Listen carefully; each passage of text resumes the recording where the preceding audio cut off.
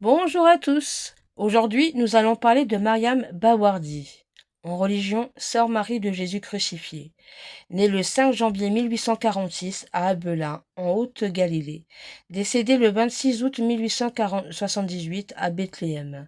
Elle est une religieuse carmélite déchaussée connue pour diverses manifestations mystiques.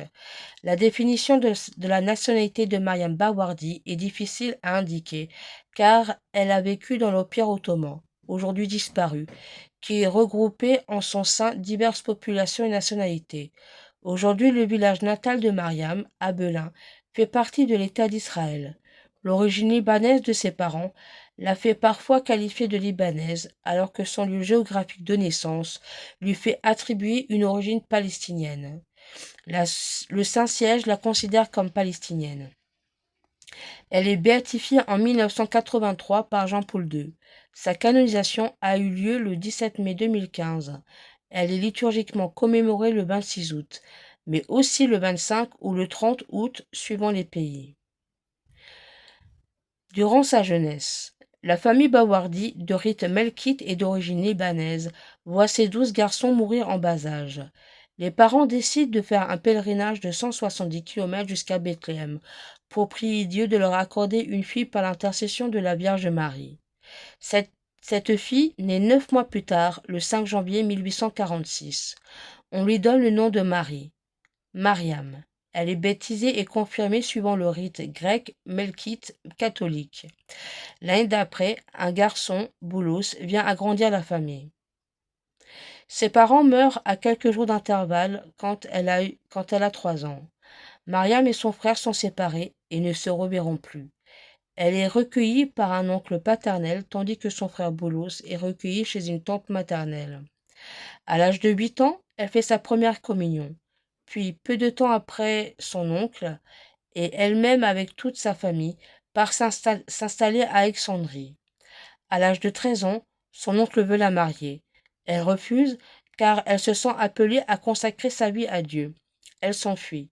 Un musulman la recueille, mais comme elle refuse de renier sa foi catholique, cet homme lui tranche la gorge. Il la croit morte et la dépose dans une rue d'Alexandrie. Mariam se réveille dans une grotte où une sœur vêtue en bleu la soigne pendant plusieurs mois. Mariam racontera plus tard à ses sœurs religieuses avoir reconnu en cette femme la Vierge Marie. À partir de cette époque-là, Mariam étant seule au monde, travaille comme servante là où le destin la conduit. Alexandrie, Jérusalem, Beyrouth, et elle aboutit à Marseille. À 19 ans, elle entre comme novice chez les sœurs de Saint-Joseph de l'Apparition à Marseille. Elle ne sait ni lire ni écrire. Elle ne parle pas très bien le français. Au bout de 2 ans, elle n'est pas admise à prononcer ses premiers vœux. Sa maîtresse des novices, mère Véronique de la Passion, l'oriente vers un autre ordre religieux, le Carmel. Elle entre alors au Carmel de Pau comme sœur converse et y reçoit le nom de Sœur Marie de Jésus crucifié. 3 ans plus tard, en 1870, Mariam fait partie d'un petit groupe qui part fonder le premier Carmel en Inde, à Mangalore. Elle prononce ses vœux perpétuels à Mangalore le 21 novembre 1871. En 1872, elle est renvoyée au Carmel de Pau, en France, par l'évêque de Mangalore. En 1875, après une vision, elle permet à la congrégation des prêtres du Sacré-Cœur de Jésus de Bétharam de voir ses constitutions agréées 12 ans après la mort de leur fondatrice, l'abbé Michel Garitoïc. La même année, elle fait partie du groupe de 10 carmélites dirigé par mère Véronique de la Passion, qui quitte Pau pour fonder un nouveau Carmel à Bethléem, en Terre Sainte. Elle s'occupe particulièrement des travaux de construction du nouveau couvent, étant la seule à parler l'arabe. Elle meurt le 26 août 1878 dans sa 33e année à la suite d'une chute et d'une fracture du bras qui a entraîné une gangrène. Le biographe Amédée Bruno a rapporté dans son ouvrage les nombreux dons mystiques qu'a reçus Mariam et dont des proches ont témoigné. Extase, lévitation, stigmate de la passion, don de prophétie, don d'habituité, transverbération du cœur, apparition et vision de nombreux saints, don de poésie. Une de ces visions a contribué à l'identification du lieu saint d'Emmaüs. Mariam était perçue comme humble, obéissante et charitable, selon son épitaphe. Mariam considère ses propres dons mystiques qui suscitent des incompréhensions parmi ses contemporains comme étant des maladies. Elle est béatifiée le 13 novembre 1983 par le pape Jean-Paul II. Sa fête liturgique est célébrée le jour de son décès, soit le 26 août, dans l'ordre des carmes des Chauds. Le 26 août étant réservé à la fête de la transverbération de Sainte Thérèse.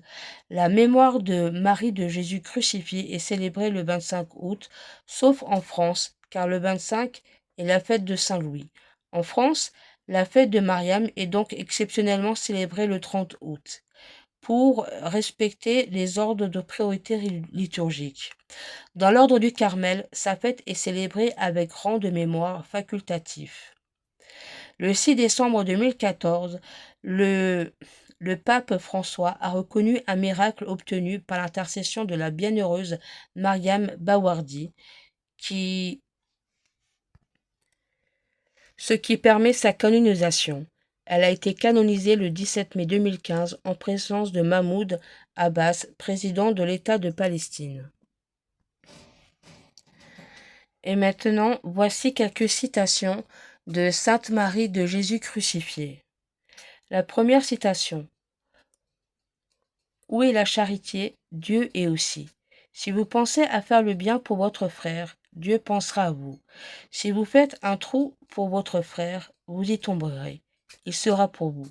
Mais si vous faites un ciel pour votre frère, il sera pour vous. Deuxième citation. Tout le monde dort, et Dieu, si rempli de bonté, si grand, si digne de louange, on l'oublie. Personne ne pense à lui. Vois, la nature le loue, le ciel, les étoiles, les arbres, les herbes, tout le loue. Et l'homme, qui connaît ses bienfaits, qui devrait les louer, il dort. Alors, allons réveiller l'univers. Troisième citation. Il n'y a que l'amour qui peut remplir le cœur de l'homme. Le juste avec l'amour est une pincée de terre et rassasié. Mais le mauvais, avec tous les plaisirs, les honneurs, les richesses, a toujours faim, toujours soif. Il n'est jamais rassasié. Une autre citation. Entre Jésus et l'orgueilleux, il y a l'épaisseur d'une montagne. Entre Jésus et l'âme humble, il y a l'épaisseur de la mousseline la plus fine.